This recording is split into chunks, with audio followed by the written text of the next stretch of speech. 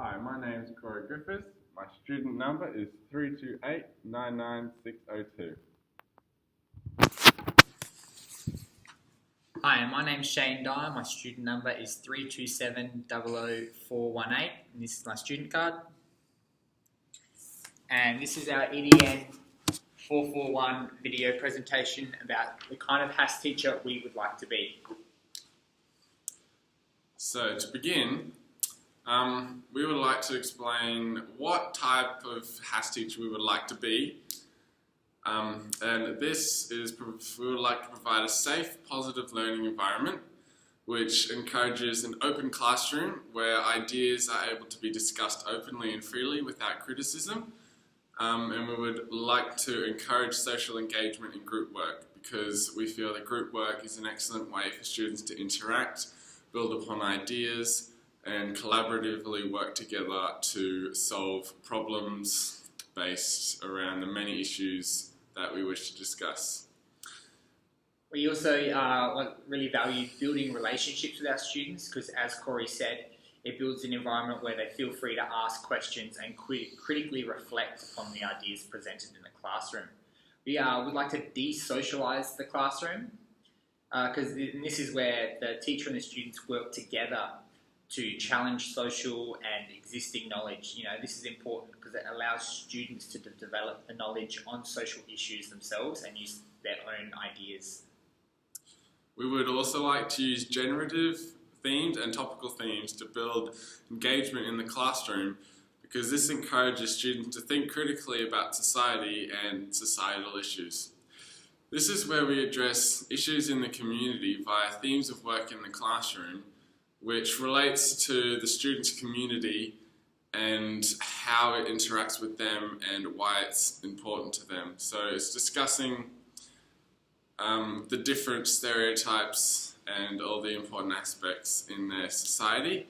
And we also will do topical themes, which involves the student interests and their participation. So they will be using topics that is involved around them. We would like to create an empowering classroom, and we like to definitely have students responsible for their own learning. And so we'll do this, through some authentic tasks by creating a fun environment, engaging curriculum and content. We want our students to work collaboratively together in groups as well, because we feel that students who work in groups learn not only the content, but they learn off each other as well.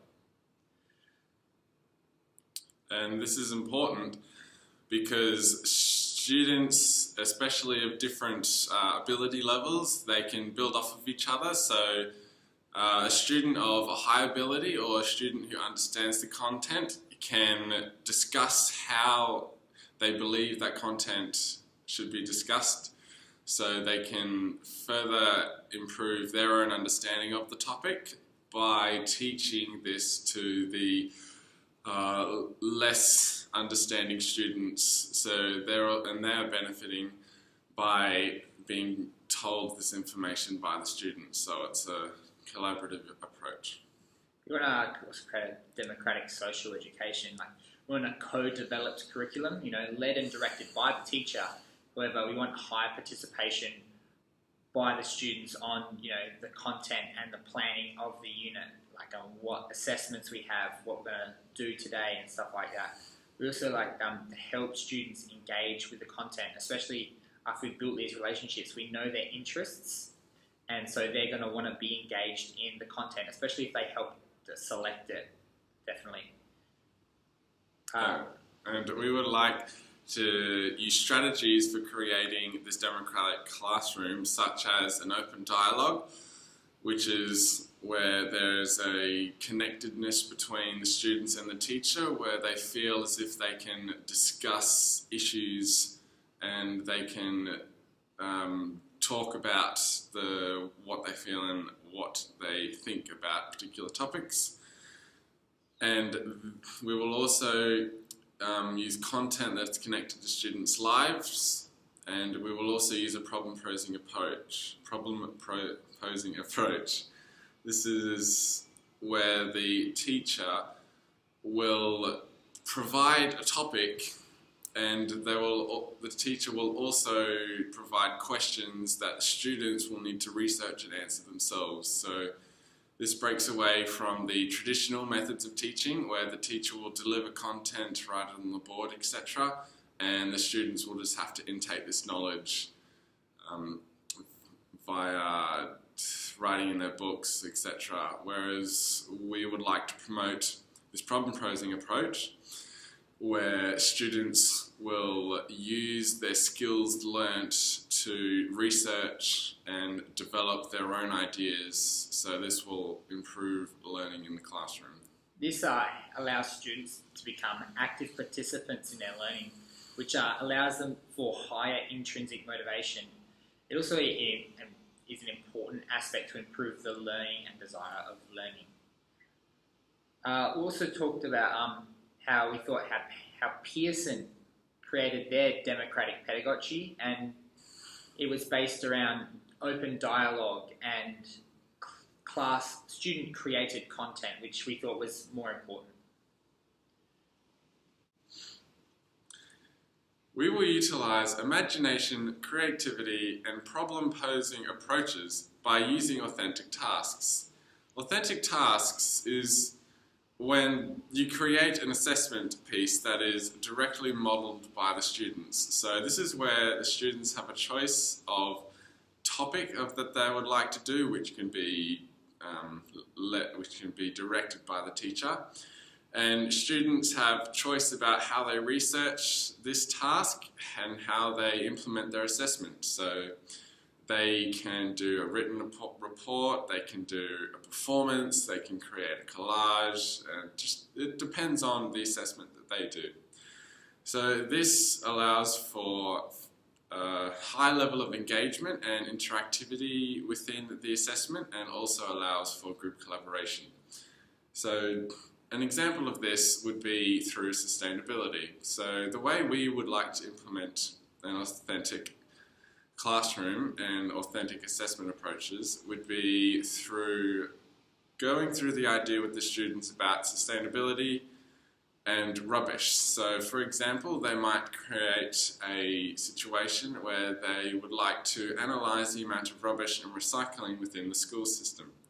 So they will then go out of the classroom, take notes themselves, collect, analyse and research in the physical setting, and then they can come back into the classroom and develop the question that they wish to answer through their assessment, and from there they can develop the assessment. So this is definitely utilising imagination, because there is choice within the students and creativity, because they need to think of a way that they can utilise the freedom of choice that they have.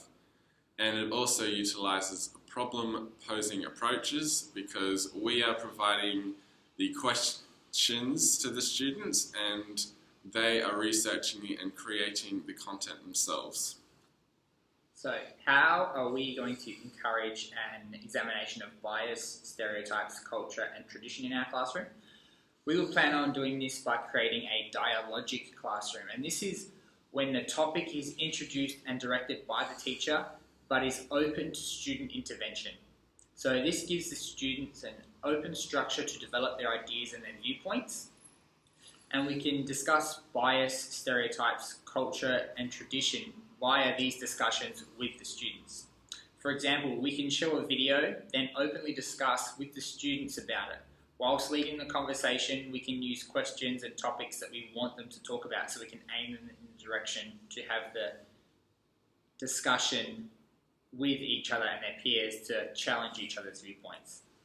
This involves an open structure where we are free to discuss ideas as a class and break down the socially constructed ideas about society. As we know that there's a debate against whether primary students should be exposed to social issues for adults, but we believe that they need to be exposed to them at age-appropriate levels before they can transition to adults and then be exposed to these without any previous warning. So another way we would like to examine bias, stereotypes, culture and tradition in the classroom is through desocializing the classroom and breaking down all of these issues which the students know about and believe. So this will involve talking about these issues and being critical and reflective about all these aspects. So this invites the students to think critically and allows for deep learning and deep thinking about the topics. So we will also like to create a multicultural classroom by connecting the learning activities to the languages and perceptions of students. This will provide a way of looking at the complexities of culture and tradition, because this will allow for prior knowledge of the students to come in, and we'll be able to discuss all of these ideas and topics, because we will be a highly supportive multicultural classroom where we are free to discuss these ideas. And that's the kind of HAS teacher we want to be. So thank you for listening to our presentation.